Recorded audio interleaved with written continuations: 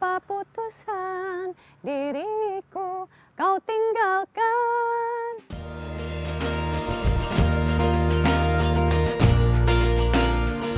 Desy Ratnasari, pelantun lagu Tenda Biru ini merupakan artis senior yang sekarang berkecimpung di dunia politik. Melihat sosok Desy Ratnasari yang sudah berkecimpung di dunia entertainment selama 36 tahun, siapa sangka di masa kecilnya, dirinya adalah seorang anak yang tidak suka berada di keramaian dan memiliki hobi yang berbanding terbalik dengan kegiatannya sekarang. Kalau kata orang Sunda, kuulen.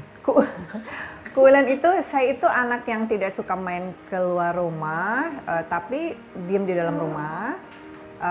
Saya suka main soliter kali ya. Soliter tuh maksudnya kayak main boneka-bonekaan sendiri. Dan zaman dulu kan kecil saya nggak suka foto, saya takut difoto. Sangat beda banget ya. Terus kemudian saya nggak suka nyanyi, saya nggak suka nari. Pokoknya saya nggak suka, semua hal yang saya lakukan itu sesungguhnya adalah dorongan ibu saya. Kecenderungannya adalah paksa menurut saya pada saat itu. Karena ibu saya ingin anaknya itu tidak banyak main. Jadi pulang sekolah harus sekolah agama. Terus hari Ahad misalnya, kalau dulu kan ada aja libur, sok kudu aya ke ekstrakurikuler gitu misalnya. Kalau misalnya sekolah agamanya kan cuma sampai hari Jumat. Hari Sabtu kan berarti kosong. Nah harus diisi, mau nari kek, mau balet kek, pencak silat kek, teater kek, karate kek, tari Melayu kek, jaipongan, sebutin aja tata ekstrakurikuler anak SD semua. Itu saya kerjain semua.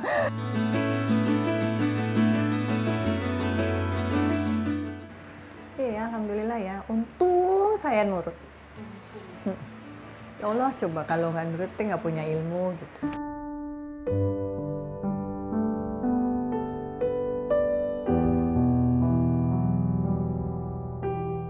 Di perjalanan hidup Desy Ratnasari, ada sosok orang tua yang sangat kuat dalam membentuk pribadi Desy Ratnasari menjadi seperti sekarang. Super disiplin. Kalau papa saya disiplin dalam urusan agama, karena mungkin dia tahu bahwa dia sebagai laki-laki yang akan melindungi dan menyelamatkan keluarganya nanti di akhirat, gitu. Jadi dia sangat ketat lah urusan agama itu.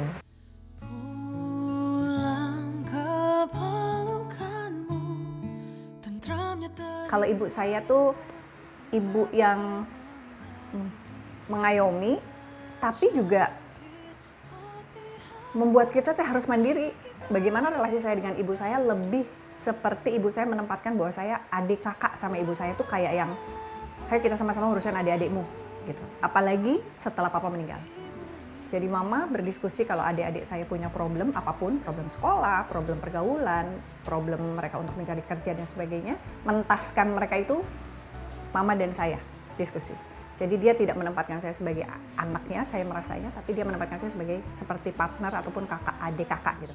Harta yang paling berharga adalah merupakan anak sulung dari 4 bersaudara. Sebagai yang tertua, Desy muda bukan hanya berusaha untuk menjadi sosok kakak yang bisa mengayomi adik-adiknya, tetapi juga sosok anak yang berbakti dan tidak mau menyusahkan orang tuanya. Itu hidup saya, alhamdulillah selalu dijalankan sampai adik-adik saya punya 3. Karena yang 15 tahun itu 5 tahun ayah saya meninggal. Jadi saya selalu menilai bahwa adik saya yang paling kecil ini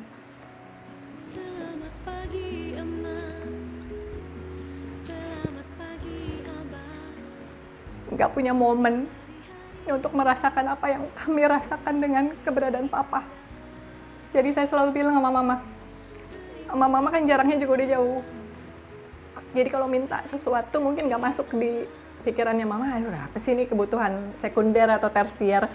Tapi mungkin buat saya yang umurnya tidak terlalu berbeda jauh, itu penting kan ada yang kekinian di pergaulan gitu. Adik saya kalau nggak ada kan minta ke mama nggak ngerti, naon sih nu kitu, ngapain sih ngabisin duit nggak penting, nah mendingan untuk sekolah gitu misalnya. Adik saya ini kan suka kesian, itu biasanya perginya ke saya. Jadi saya selalu bilang sampai dia sebelum dikasih, apapun yang minta jangan ngomong sama mama, ngomong aja sama teteh. adalah keluarga. Teteh merupakan kakak pertama yang menjadi partner mamah dalam membesarkan adik-adiknya. Dan Teteh selalu ada untuk kami, adik-adiknya, memberikan support baik dalam suka dan duka. Maka kami sebagai adik-adiknya berterima kasih banyak buat Teteh. Udah sayang, perhatian.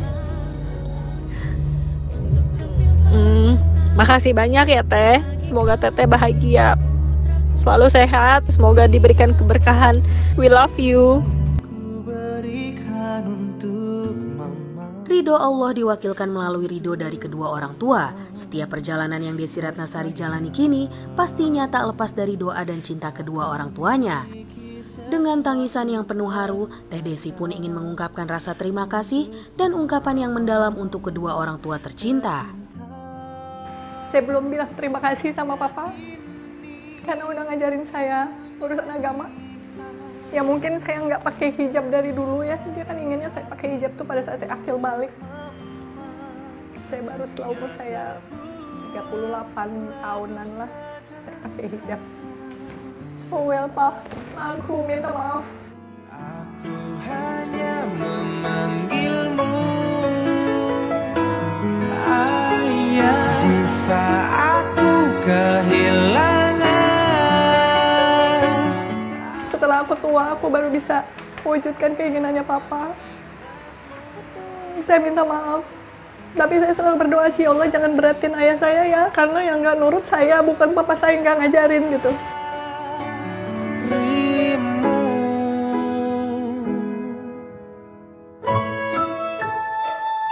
Apapun relasi yang terjadi antara saya dengan ibu saya mungkin tidak sedekat dengan saya dengan nenek saya, tapi she's my mom.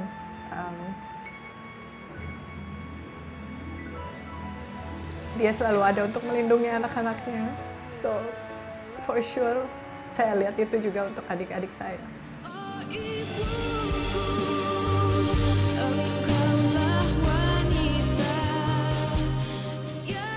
Mungkin banyak kata-kata saya yang sudah menyakiti ibu saya. Ibu saya nggak pernah ngomong orangnya. Mungkin banyak sakit hati yang tidak dia ungkapkan. Saya selalu pernah bilang sih waktu itu, terakhir waktu itu saya bilang, sebelum mama masuk rumah sakit tuh, Mah, Bisi, siapa tahu kalau hidup Desi susah, kalau hidup Desi itu banyak ujian, saya bilang gitu. Doain Desi ya Mah, jangan sampai mama sakit hati. Terus walaupun mama nggak berlisan, nggak berucap, sakit hati mama didengar Allah, itu jadi kesusahan buat saya bilang itu. Jadi mama ampun Desi ya, itu maafin Desi.